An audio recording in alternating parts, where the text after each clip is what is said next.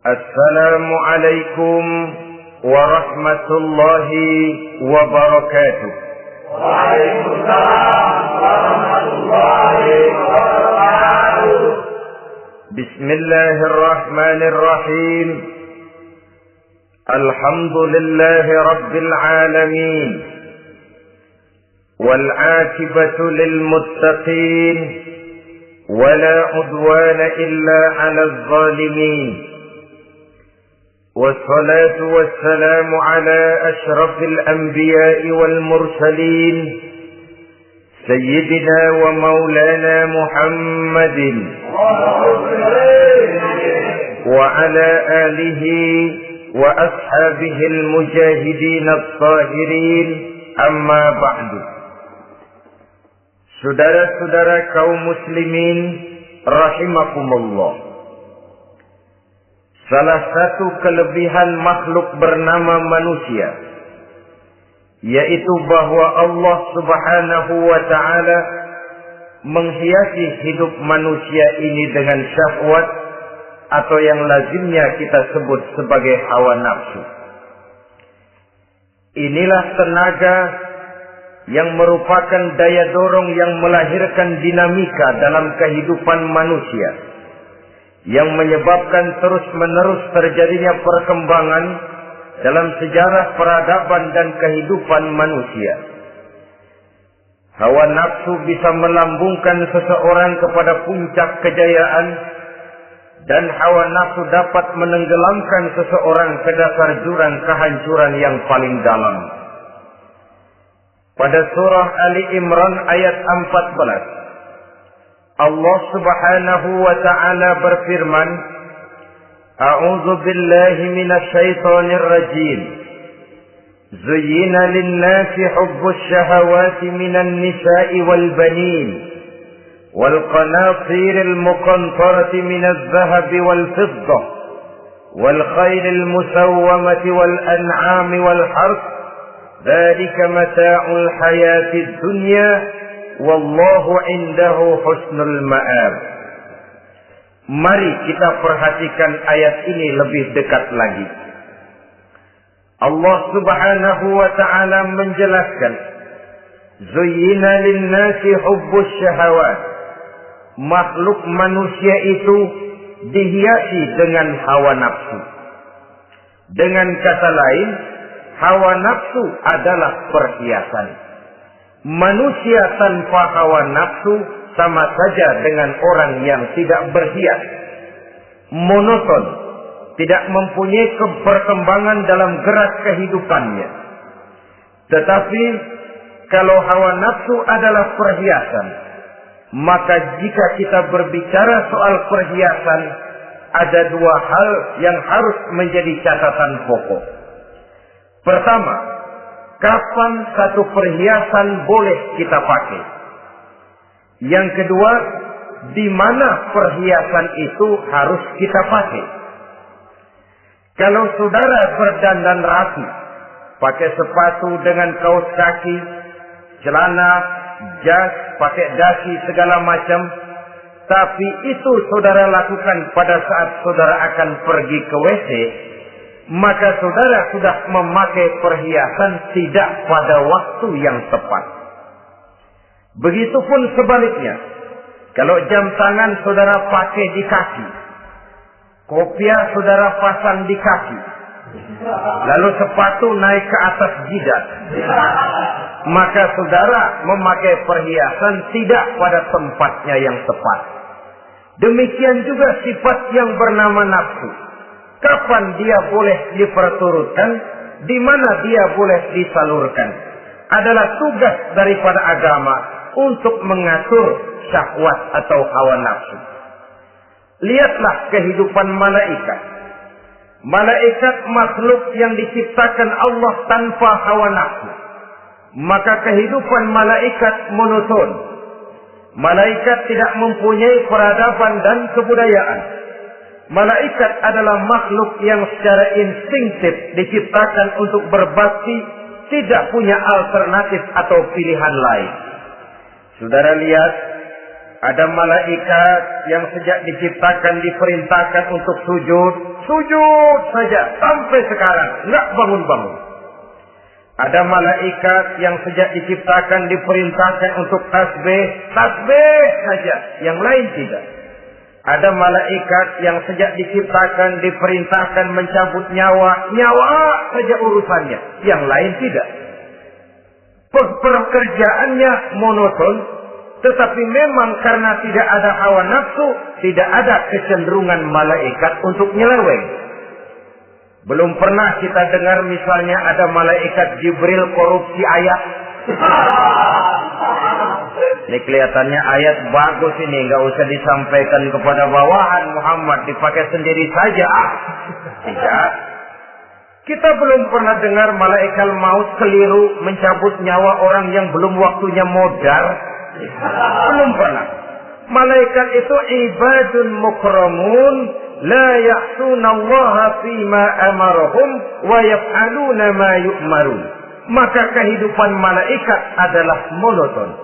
Dinamika tidak ada, peradaban dan kebudayaan juga tidak ada. Andai kata bumi dan seluruh isinya diserahkan kepada malaikat untuk mengisinya, barangkali saudara tidak akan pernah kenal jembatan Semanggi, saudara tidak akan pernah kenal Monas, gedung-gedung bertingkat, gedung-gedung pencakar langit. Semua yang menggerakkan itu adalah karena manusia mempunyai hawa nafsu. Nah, kemudian pada kalimat berikutnya Allah memberikan rincian. Apa nafsu kepada apa yang paling menonjol dalam kehidupan manusia itu? Pertama, minan nisa, hawa nafsu kepada perempuan. Ini tentu yang ditujukan laki-laki.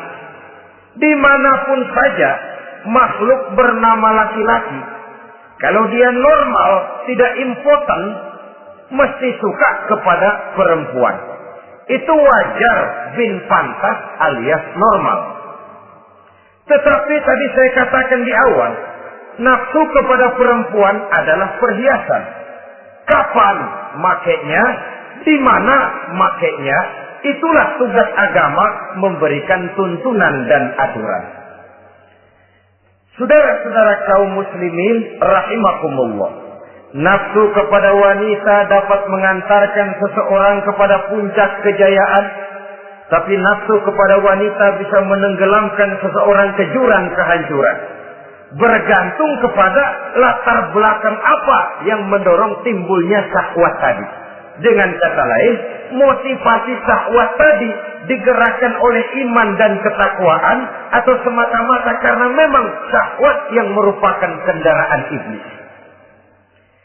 Penyelewengan pertama yang terjadi dalam sejarah kehidupan manusia adalah penyelewengan yang dilakukan oleh Nabi Adam alaihi salam pada saat ia memetik buah khuldi. Kenapa itu dilakukan oleh Nabi Adam? Karena terdorong oleh rasa sayang dan cinta kepada istrinya Hawa. Sebenarnya Hawa lah yang merajuk, Siti Hawa lah yang membujuk, dan Nabi Adam oleh karena syahwatnya kepada istrinya memperturutkan bujukan Siti Hawa itu. Peristiwa Nabi Adam ribuan tahun yang lalu akan terus relevan sampai ke zaman kita sekarang ini.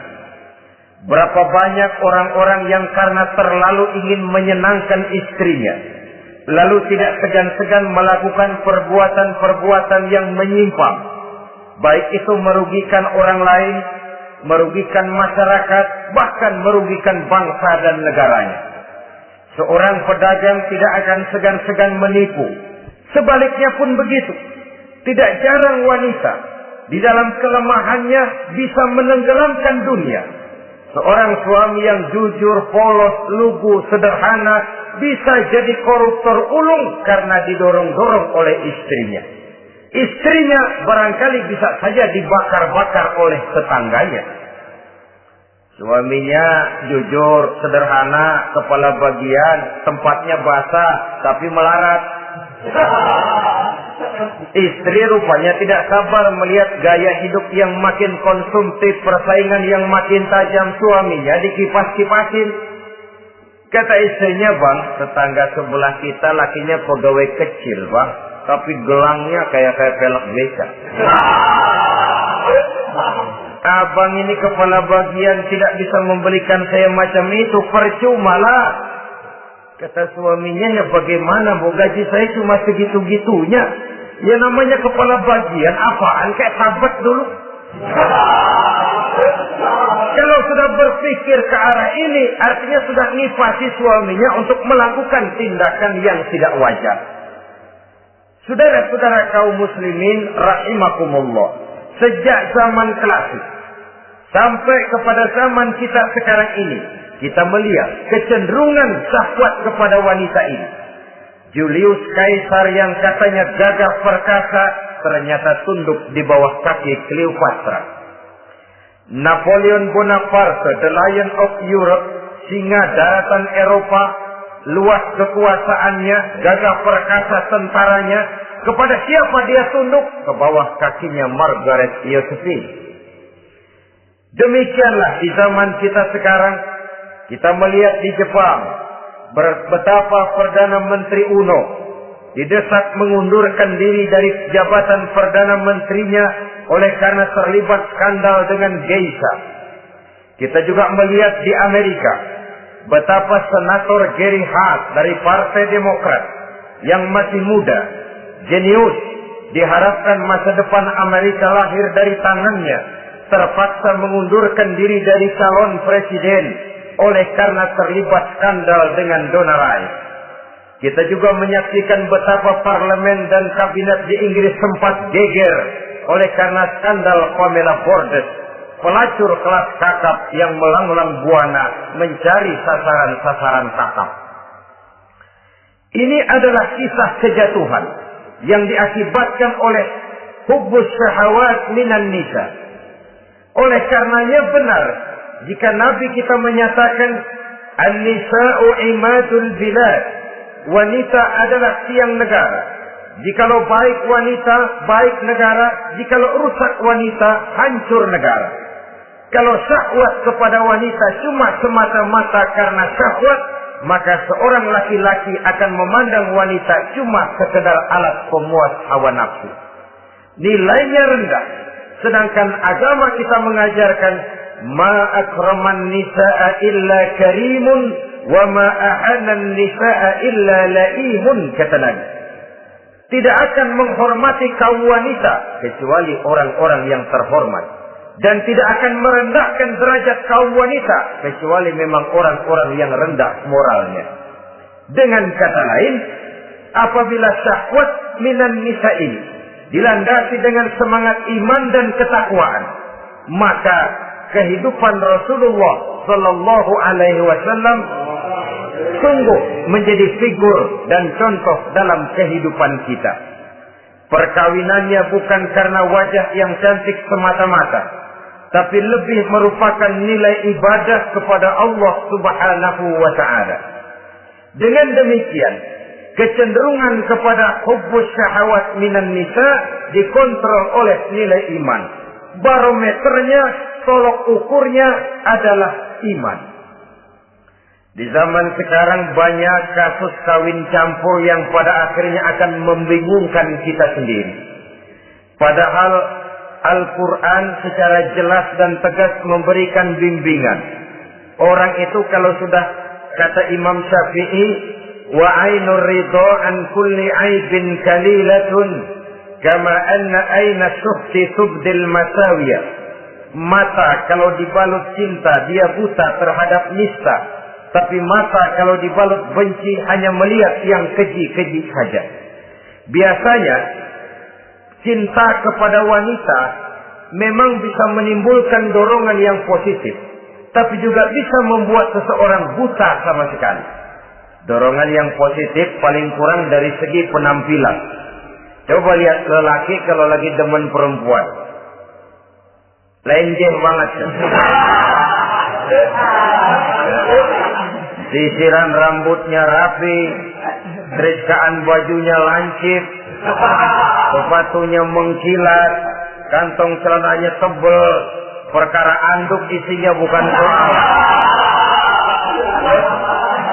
Yang penting kan gaya. Lalu dinamis, kreativitasnya ada saja timbul. Tapi pada sisi lain, jika orang sudah kehilangan pertimbangan, juga kadang-kadang tidak segan-segan mengorbankan akidah, mengorbankan nilai-nilai iman. Padahal ini taruhan utama, sampai Quran dengan tegas memberikan peringatan. Wala ammatun mu'minatun khairun min musyrikatin walau a'jabatkum. Perempuan budak yang hitam legam, kalau beriman, itu lebih baik untuk dinikahi daripada wanita cantik berkulit kuning langsat tapi musyrik. Lebih baik budak yang hitam legam beriman daripada wanita cantik berkulit kuning langsat berhati bangsat. Tapi kita kadang kehilangan pertimbangan. Karena agama, karena cinta agama digadaikan. Karena cinta akidah terjual. Karena cinta keyakinan jadi korban. Ini semua penyakit yang datang dari hubbus syahawat minan nisa. Kecenderungan mengumbar nafsu kepada perempuan. Ini memang perhiasan, tapi bisa juga jadi bumerang dalam kehidupan manusia. Berapa banyak penyelewengan terjadi karena pengaruh wanita yang tidak bisa jadi bisa. Ini pengaruh di dalam kehidupan memang sedemikian besarnya.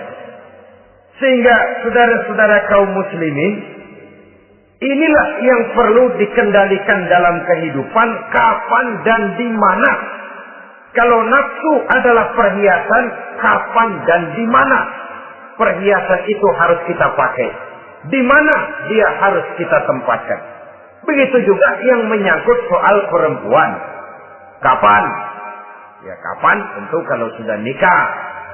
Di mana? Yang jelas bukan di depan umum.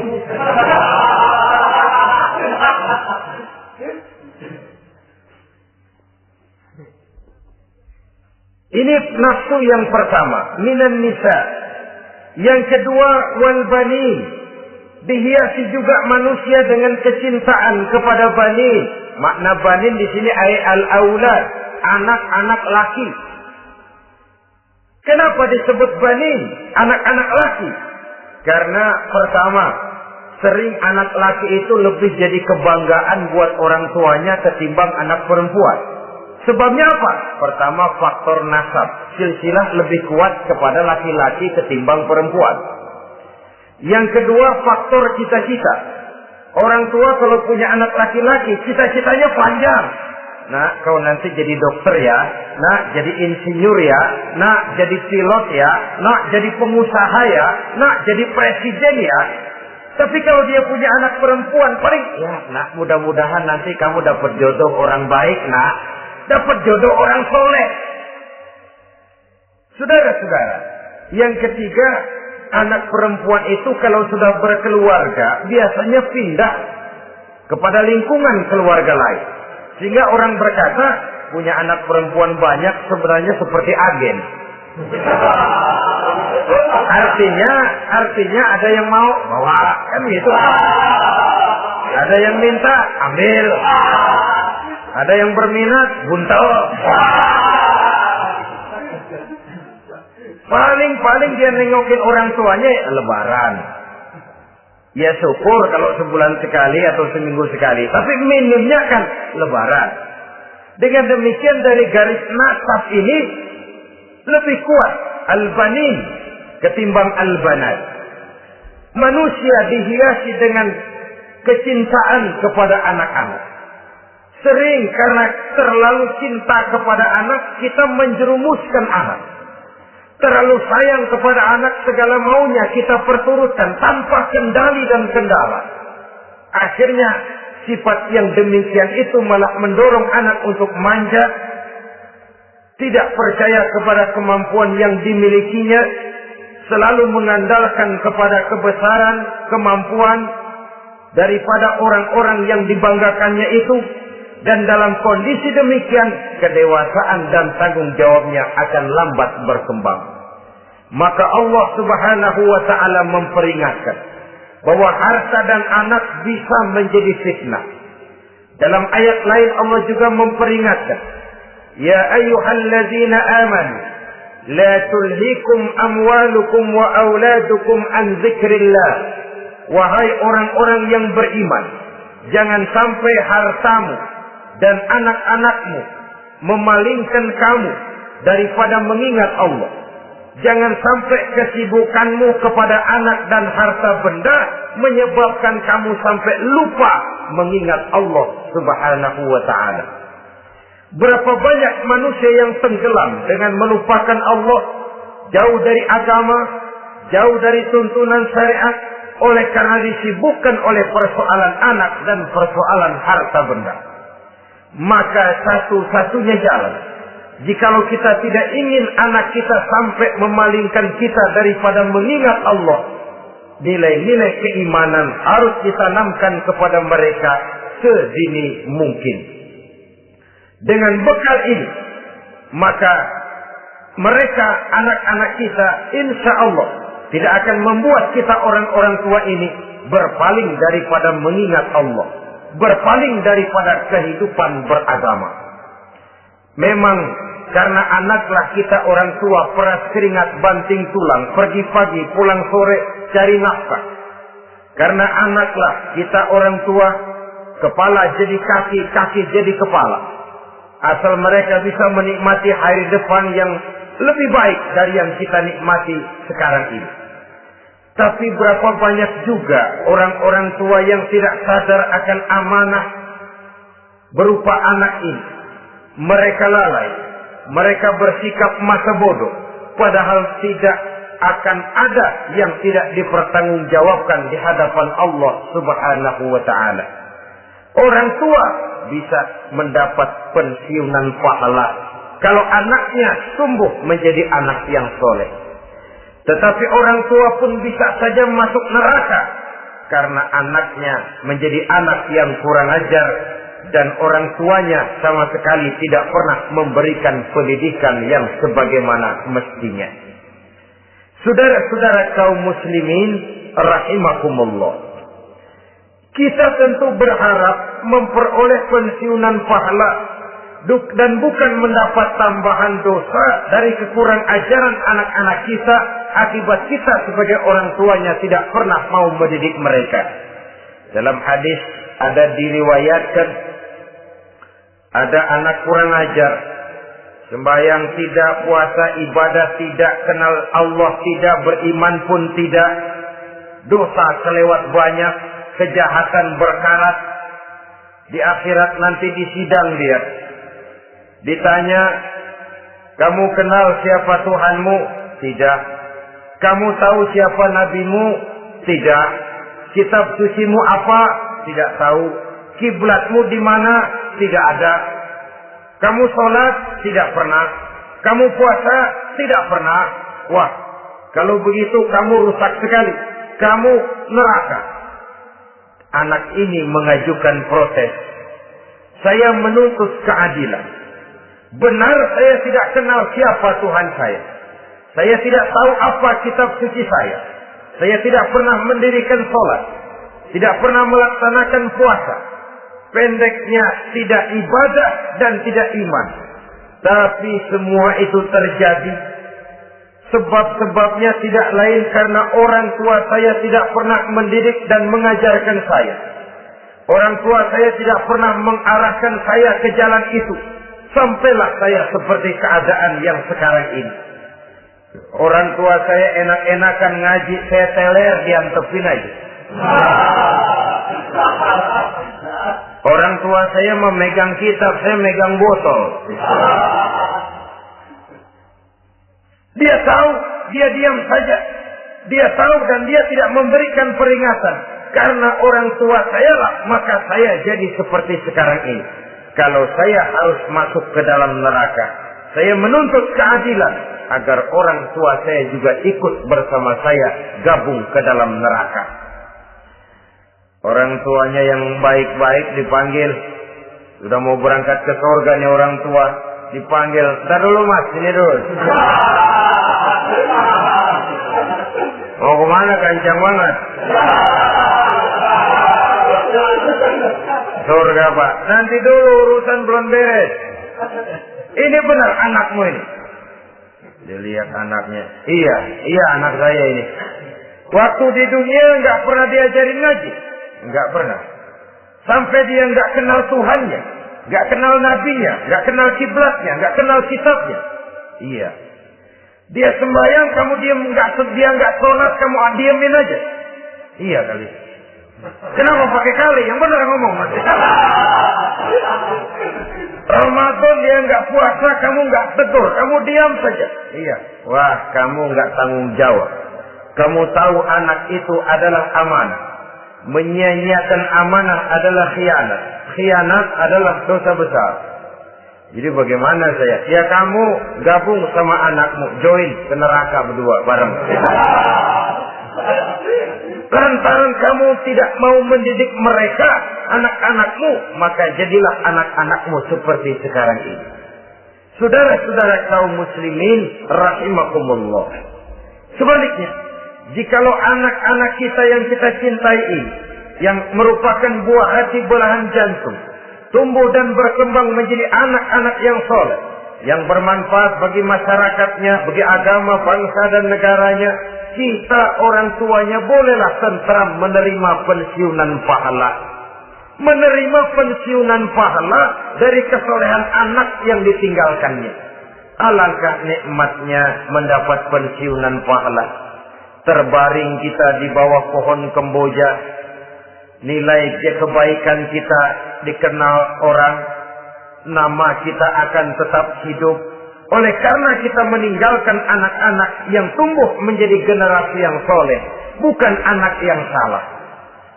Oleh karenanya, kecintaan kepada anak jangan sampai membuat kita lalai dari mengarahkan mereka kepada kehidupan beragama. Di zaman sekarang ini, kecenderungan kita mengarahkan anak pun sudah kepada kecenderungan yang berbau materialistis. Maka yang ramai bagaimana anak bisa mengejar program MBA, Master of Business Administration, supaya keluar bisa jadi manajer. Bagaimana anak lalu kursus komputer, supaya keluar menjadi tenaga yang canggih di bidang komputer. Ya, kalau dia perempuan cantik, bagaimana dia bisa masuk Akademi Sekretaris and Management, supaya bisa jadi sekretaris. Atau bagaimana dia bisa masuk sekolah nyanyi, supaya nanti jadi penyanyi dengan tarik suara, uang lalu mengalir ke dalam kocek jutaan nilainya. Maka yang ramai pun hal-hal yang semacam itu. Dalam pada itu, pengajian, kursus-kursus keagamaan, study club yang membicarakan masalah-masalah agama, ramainya kadang-kadang kalau bulan Ramadan, dianggap training center. Ya lumayan, daripada tidak sama sekali mah lumayan.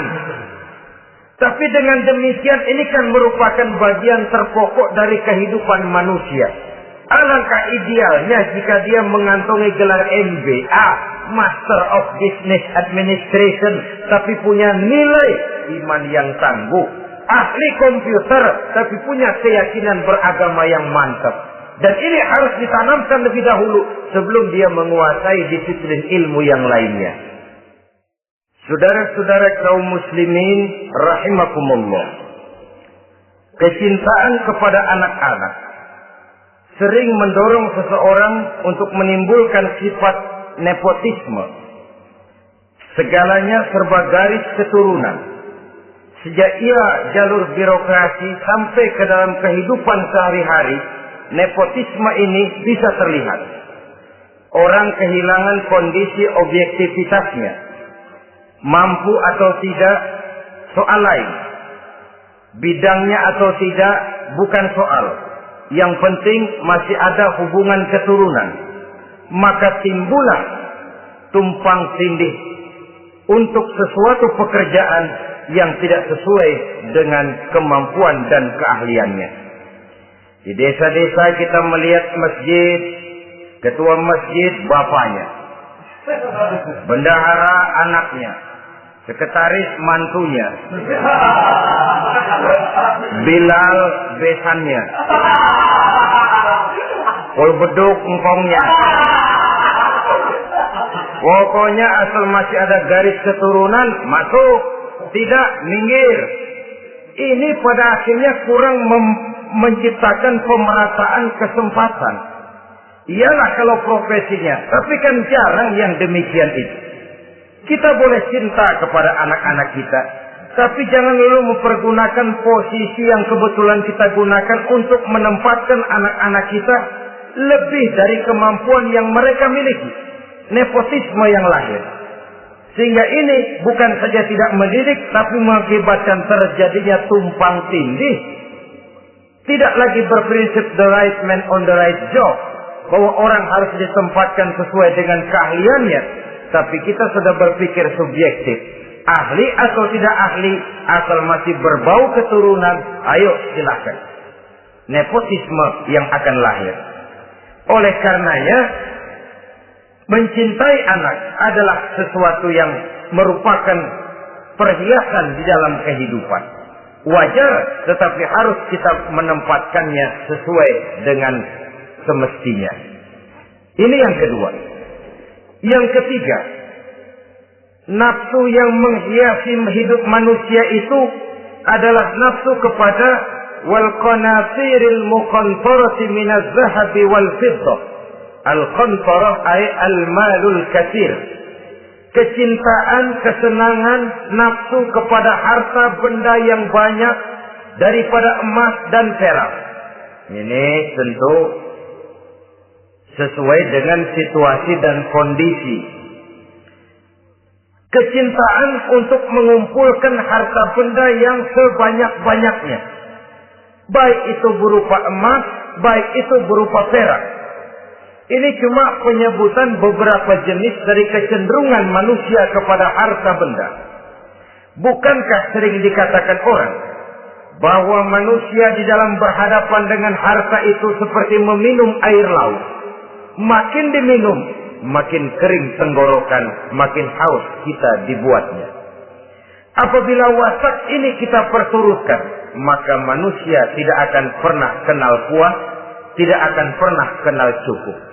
Nabi kita memberikan peringatan.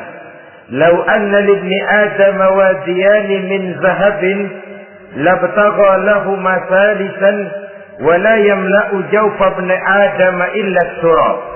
Andai kata manusia mempunyai dua buah ladang yang seluruhnya berisi emas, akan puaskah manusia? Tidak. Mereka akan cari ladang emas yang ketiga. Wala yamla'u jawfa ibni Adam illa turab. Sungguh mulut manusia ini tidak akan pernah penuh terisi kecuali kalau sudah disumpal dengan tanah. Artinya kalau sudah dia dipendam di liang lahat baru cukup. Tetapi sepanjang dia masih bergerak, masih hidup dan bernyawa, masih bisa berusaha dan berbuat, dia tidak akan pernah mengenal puas. Ini akan mendorong manusia terjebak kepada menghalalkan segala cara untuk mencapai tujuan. Yang penting kaya, kan begitu. Dan cepat. Sebab sekarang orang sering motong kompas.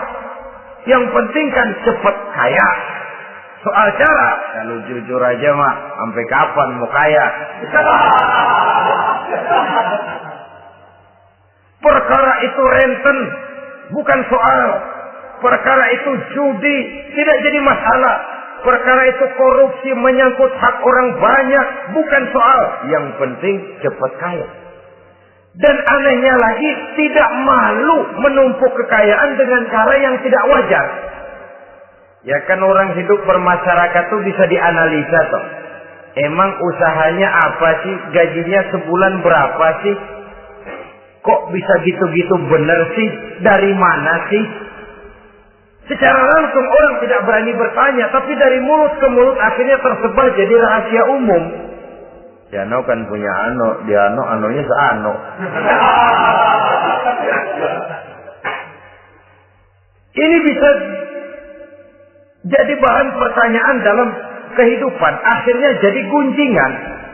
Orang sudah tidak terlalu peduli dari mana kekayaan itu diperoleh, yang penting kaya.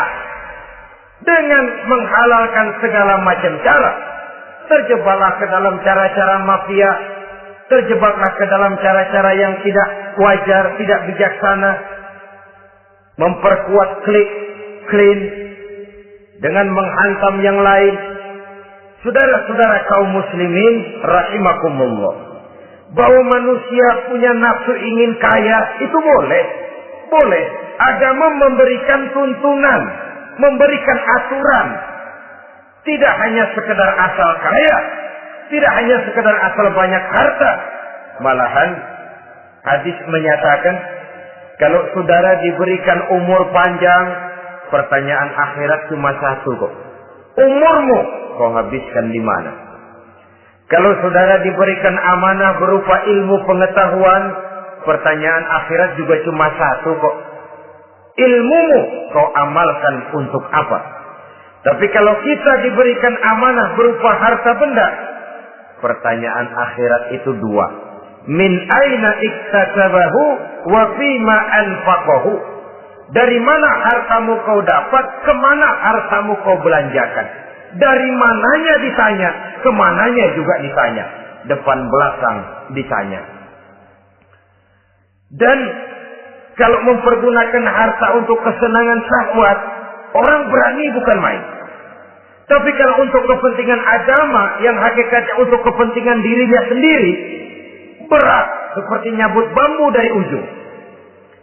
Orang kalau menyumbang masjid 100.000, itu kan zahirnya memberikan panitia masjid. Tapi hakikatnya kan dia nabung buat dirinya sendiri. Seolah-olah dia cuma berkata, Pak, tolong saya titip 100.000, ini untuk kepentingan saya di akhirat nanti. Silakan uangnya mau dibelikan semen, pasir, kaca, pintu, jendela, silakan. Saya cuma titip, ini untuk saya di akhirat nanti. 100.000 Pak. Zahirnya dia memberikan kepada panitia masjid, madrasah, pesantren, yatim piatu. Hakikatnya dia nabung buat dirinya sendiri di akhirat. Malah tabungan ini bukan SDSB namanya, SDBS. Sumbangan dana berhadiah surga. Itu SDBS namanya. Sekarang orang mengejar SDSB, lalu berat mengejar SDBS. Sumbangan dana yang berhadiah surga. Langsung dari Allah subhanahu wa ta'ala. Coba kalau dia main golf, sewa lapangan golf itu 400-500 ribu sebulan. Paling 4-5 kali main. Beli stick golfnya saja sampai jutaan. Datang panitia pembangunan masjid 100. Ini tadi doain masuk surga lagi. Surga 100. Saudara-saudara kaum muslimin rahimakumullah. Kecintaan kepada harta benda yang banyak, baik berupa emas, berupa perak, mendorong orang untuk berlomba-lomba yang Allah peringatkan dalam Al-Quran, Alhaakumut takatsur hatta zurtumul maqabir. Kamu telah lalai akibat kamu berlomba-lomba memperbanyak materi dunia. Hatta zurtumul maqabir, sampai kamu dekat masuk ke liang kubur, baru rupanya sadar bahwa perlombaan ini tidak akan pernah sampai ke garis finish.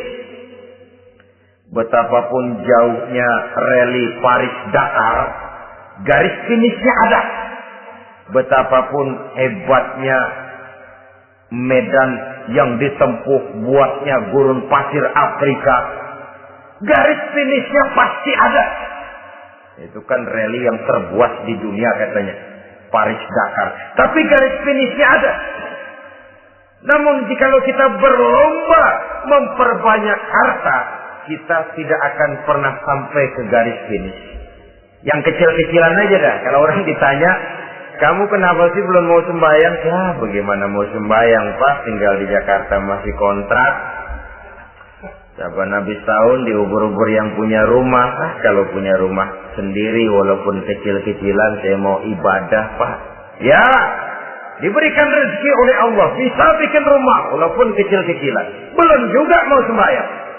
Kok belum juga sembahyang? Iya Pak, rumah emang udah punya sendiri, cuman kecil Pak.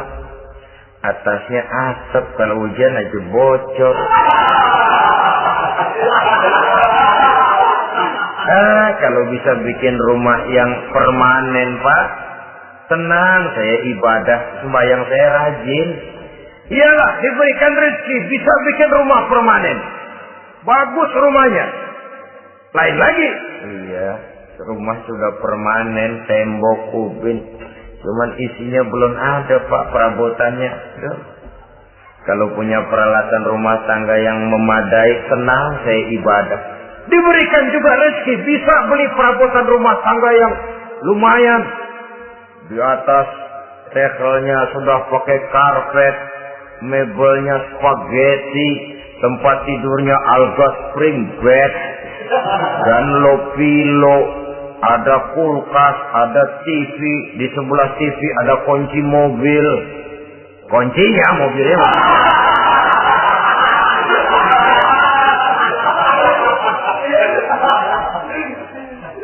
Bagaimana? Sekarang sudah cukup perabotan. Perabotan sudah ada Pak, cuman kendaraan belum punya ini. Kemana-mana masih ngukur jalanan aja. Kalau punya kendaraan enak, kemana-mana cepet Pak, mau ke masjid juga getap dah, rajin. Diberikan rezeki, bisa beli kendaraan. Lain lagi nanti. Sudah punya sepeda, pengen punya motor, kepengen punya mobil, kepengen punya pesawat terbang, pengen punya kapal induk. Sudah punya kebun, pengen beli sawah, sudah punya sawah, pengen punya gunung, sudah punya gunung, laut diborong. Perlombaan materi tidak akan pernah membawa kita ke garis finish. Karena sifatnya sangat abstrak, bahkan akan mendorong kita seperti gurita. Cenderung kepada penyakit tamak bin rakus alias serakah. Dengan demikian saudara-saudara, bahwa kecintaan kepada harta merupakan nafsu, dan nafsu itu adalah perhiasan, dia bisa menjadi daya dorong positif. Kalau dalam upaya memperoleh harta itu kita tidak akan keluar dari tujuan keridhaan Allah. Saya cari nafkah, tapi yang Allah ridho. Saya ingin kaya, tapi dengan cara yang Allah ridho.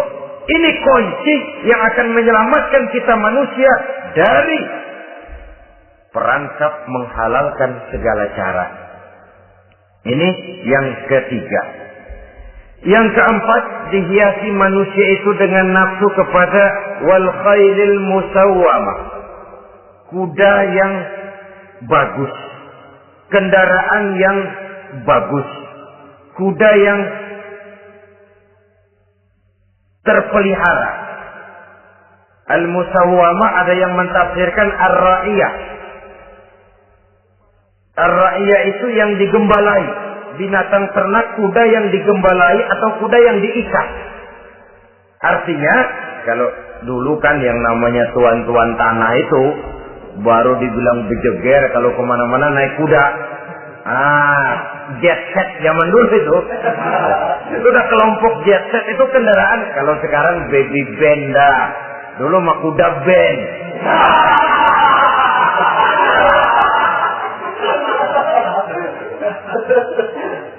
Manusia punya kecenderungan suka kepada kendaraan. Apalagi di zaman sekarang ini, Wah, iklan-iklan itu kan sangat menggoda kita. Melayani segala macam bentuk penjualan. Nah, ini lalu terangsang biar duit cekak. Kalau udah ngebaca itu, wah berani banget dah. Tahu duit nggak mungkin cukup, tapi begitu baca melayani segala macam bentuk penjualan dengan fasilitas ringan. Nah, jadi dah. Jadi juga punya mobil jadi dah. Perkara utang itu bakal nyekek leher, bukan soal. Kasihan saudara-saudara kita di daerah-daerah yang terjebak kepada iklan-iklan merangsang yang akhirnya di luar kemampuan. Sehingga terjebak pada saat dia harus mengembalikan kredit, dia tidak mampu, barang disita, uang hangus, nyengir. Bekipak kembali tahlil. Habis arang besi binasa. Bahwa kita menginginkan kendaraan yang serba baik, silakan. Tiap akhir tahun ganti merek, keluar yang baru, ganti lagi. Itu kalau orang yang mampu. Buat kita yang tidak mampu, kenapa tidak bersyukur melihat yang lebih rendah di bawah kita? Alhamdulillah kita punya mobil, tangga kita cuma punya motor. Yang punya motor, syukur kita punya motor bisa rada cepetan. Tangga sebelah punya sepeda. Mana-mana kekejek mulut. Yang punya sepeda, alhamdulillah punya sepeda. Tangga sebelah kemana-mana jalan kaki. Yang jalan kaki, syukur masih bisa jalan. Teman sebelah lumpuh bertahun-tahun. Yang lumpuh, alhamdulillah masih hidup. Tangga sebelah kemarin out nggak balik lagi. Saudara-saudara, saya pikir menengok ke atas itu perlu supaya ada rangsangan kita untuk maju. Tapi menengok ke bawah pun juga lebih perlu agar kita mensyukuri yang ada dan tidak suudzon, tidak buruk sangka kepada Allah. Apa yang diberikan Allah kepada kita sekarang ini, itulah yang terbaik menurut Allah untuk kita. Saudara-saudara kaum muslimin rahimakumullah. Dahulu ada seorang pemuda, matanya buta. Dia mengeluh, ya Allah, kenapa saya dilahirkan dalam keadaan buta? Apa dosa saya? Apa salah saya? Andai kata saya tidak buta, saya melihat keindahan alam ini, saya lebih akan bersyukur kepadamu ya Allah. Nah, sudah, dia berburuk sangka kepada Allah. Satu hari, ini Raja Baduy di pedalaman mengerahkan tentaranya menculik anak-anak muda. Ini Raja Baduy ini kanibal, artinya suka makan daging manusia. Anak-anak muda ini diculik. Yang masih muda-muda ya, kalau kambing muda itu kan di sop rada sedap. Rupanya ini Raja kanibal ini begitu. Anak-anak muda termasuk pemuda yang buta tadi itu kena culik. Ya, sudah diculik, rawatlah di istana raja ini, diberikan pakaian bagus, dikasih makan serba enak. Sebab apa? Supaya badannya gemuk. Setelah gemuk nanti dipotong di sop legit. Udah, kerjanya cuma makan tidur, fasilitas nikmat, tidur enak. Ya, udah giliran dapat 1 bulan 2 bulan kemudian, ketika mau diambil anak-anak muda ini, raja sendiri yang milih mana yang disop duluan nih. Sampai giliran anak muda yang buta ini, raja geleng kepala. Yang begini mau buta, dagingnya nggak enak.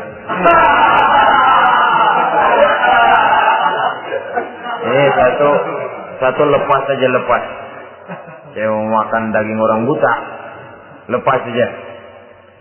Pulang ini anak muda, batinnya bersyukur, sujud syukur, ya Allah, katanya untung saya buta. Coba kalau saya nggak buta udah habis saya di stop. 2 bulan yang lalu dia mengeluh, ya Allah, kenapa saya dilahirkan dalam keadaan buta? Sekarang dalam pulang ke rumah, perjalanan menuju ke rumah, dia berkata, alhamdulillah, andai kata saya tidak buta, habis badan saya di stop oleh raja yang kanibal tadi. Saudara-saudara kaum muslimin rahimakumullah. Jadi dengan demikian pola hidup yang konsumtif sesungguhnya sangat tidak mendidik apabila dilatar belakangi oleh kemampuan yang tidak menunjang. Dengan demikian setidaknya mendidik orang untuk berkhayal. Anak-anak muda sama merek mobil ngerti banget dah, punya kagak? Ini BMW model terakhir nih. Nih, kemarin gue ngeliat di sana gue megang lah.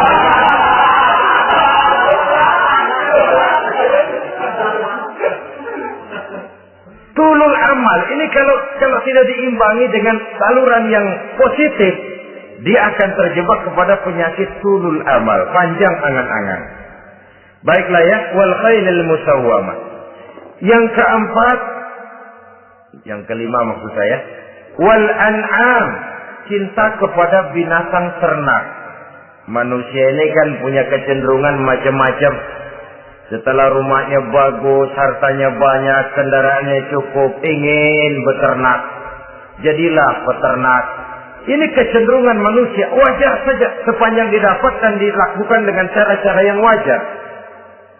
Wal harth, dan tumbuh-tumbuhan, bertani, bersawah, berladang, itu merupakan kecenderungan daripada manusia. Keseluruhan itu kata Allah, kecintaan kepada wanita, kepada anak, kepada harta benda, kepada kendaraan, kepada binatang ternak, kepada tumbuh-tumbuhan, zalika, semua itu mata'ul hayatid dunya, merupakan kesenangan hidup dunia. Berapa lama kesenangan hidup dunia? Sebentar, seumur manusia. Seumur manusia. Bahkan kadang-kadang pada saat dia masih hidup pun orang tidak sepenuhnya sempat menikmati kesenangan hidup dunia. Apabila ajal datang, selesailah kehidupan dunia sampai di situ. Orang-orang kafir, buat mereka surganya di dunia ini. Bila kehidupan di dunia selesai, selesailah sudah surganya sampai di situ. Kesemua itu, kata Allah, merupakan kesenangan daripada kehidupan di dunia. Wallahu indahu husnul ma'ab, dan Allah mempunyai tempat kembali yang sangat baik. Nah, setelah Allah menjelaskan semua itu, pada ayat yang ke-15 Allah memberikan jalan keluarnya. Memperturutkan nafsu kepada wanita, anak-anak, harta benda, kendaraan, binatang ternak. Bijaksanakah itu? Dalam ayat ke-15 surah Ali Imran ini Allah memberikan penjelasan tuntas. Qul a'unabbi'ukum bi khairin min zalikum. Katakan kepada mereka Muhammad, maukah kamu aku beri kabar yang lebih baik dari semua itu? Lebih baik daripada kesenanganmu kepada wanita, kepada anak-anak, kepada harta benda, kepada kendaraan dan sebagainya. Mau kamu aku beritahu yang lebih baik daripada semua itu? Jawaban tentu mau. Kalimatnya bukan ukhbirukum, a'unabbi'ukum. An-naba itu berita yang besar. Lain dengan al-khabar, itu berita biasa saja. An-naba, sehingga pembawa berita disebut nabi. Dari naba yang bi, pembawa berita yang benar. A'unabbi'ukum, maukah aku tunjukkan kepada satu berita yang benar-benar besar dan benar-benar lebih baik dari yang semua disebutkan tadi. Apa jalan keluarnya? Lillazina taqaw 'inda rabbihim jannatun tajri min tahtihal anhar. Bagi orang-orang yang bertakwa kepada Allah, mereka akan mendapatkan surga yang di bawahnya mengalir sungai. Khalidina fiha, mereka akan kekal di dalamnya. Wa azwajun mutahharah, dan mereka mendapat istri-istri yang suci. Waridwanum minallah, dan keridhaan daripada Allah subhanahu wa ta'ala. Kalau kamu hai orang-orang yang beriman, kalau kamu hai manusia menyangka bahwa nafsu kepada wanita, anak-anak, mengumpulkan harta benda, kendaraan yang menarik, binatang ternak dan tumbuh-tumbuhan itulah yang lebih baik untuk kesenangan dunia, memang itu kesenangan dunia. Tapi nih, seolah-olah kata Allah, nih, saya kasih tahu kamu, aku beritahu yang lebih baik dari semua itu. Apa? takwa kepada Allah. Kecintaan kepada wanita. Kalau takwa dasarnya, orang nggak amburadul, nggak semrawut, nggak pokoknya gue masalah perempuan dan mbak terus. Tapi punya kaidah, punya norma. Demikian juga kepada anak-anaknya. Demikian juga kepada harta benda. Pokoknya asal harta, mau halal, mau haram, tekuk terus deh. Semuanya dilandasi oleh taqwa, lillazina taqaw, oleh ketakwaan kepada Allah. Nah, ketakwaan ini akan menghasilkan apa? Inda rabbihim jannatun tajri min tahtihal anhar. Melahirkan, menghasilkan surga yang di bawahnya mengalir sungai-sungai. Saudara-saudara kaum muslimin rahimakumullah, jika kita menyangka bahwa wanita bisa memberikan kesenangan, iya, kesenangan dunia. Jika kita menyangka bahwa harta benda bisa memberikan kesenangan, iya, kesenangan dunia. Jika kita menyangka bahwa kendaraan bisa memberikan kesenangan, iya, kesenangan dunia. Tapi kita tidak cuma ingin itu. Kita ingin itu semua juga bisa membawa kesenangan akhirat. Caranya landasi dengan takwa. Kesenangan kepada wanita didasari dengan takwa. Maka jangan jadikan wanita cuma sekedar alat pemuas hawa nafsu. Kesenangan kepada anak-anak dilandasi dengan takwa. Maka anak-anak diarahkan kepada jalan yang diridhoi Allah. Kesenangan kepada kendaraan dilandasi dengan takwa, maka kendaraannya selalu mengarah berjalan menuju jalan takwa, diridhoi oleh Allah Subhanahu wa taala. Kalau tidak, tuh mobil selempengan Ancol gancang banget ya. Tapi giliran dihadapin ke masjid, mogok melulu. Urusan ngaji ada aja halangannya tuh kendaraan. Tapi kalau untuk urusan maksiat, ngebut benar-benar. Dilandasi dengan ketakwaan. Sehingga dengan demikian, tidak hanya sekedar surga di dunia ini, tapi lebih-lebih di surga di akhirat nanti. Khalidina fiha, kekal. Kalau dunia ini kan zillun zail, bayangan. Hari ini kita jaya, besok kita bangkrut. Siapa yang mau menghalangi? Hari ini kita melambung, besok kita nyungsep. Siapa yang bisa menarik? Tidak kekal, berubah, temporer, relatif. Di sana, kebahagiaan yang dilandasi dengan takwa ini sudah surga, kekal di dalamnya, azwajun mutahharah. Dapat istri-istri yang suci. Suci dalam arti belum pernah dijamah orang lain. Suci dalam arti tidak pernah terkena halangan. Seperti misalnya. Baik menstruasi atau mencret, itu tidak. Azwajun mutahharah. Konon makna mutahharah ini ya artinya juga bisa selalu gadis, bidadari. Selalu perawan. Tidak pernah janda. Walaupun tiap hari dipakai. Perawan terus. Dan yang lebih penting, waridwanum minallah, mendapat ridho dari Allah Subhanahu wa taala.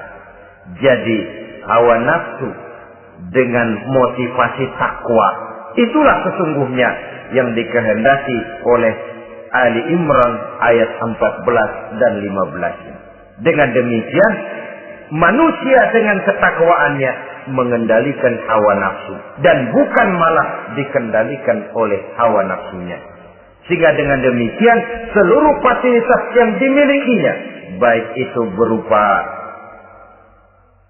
istri, anak, kendaraan, binatang ternak, harta benda, tanam-tanaman, seluruhnya semakin meningkatkan ketakwaannya kepada Allah Subhanahu wa taala.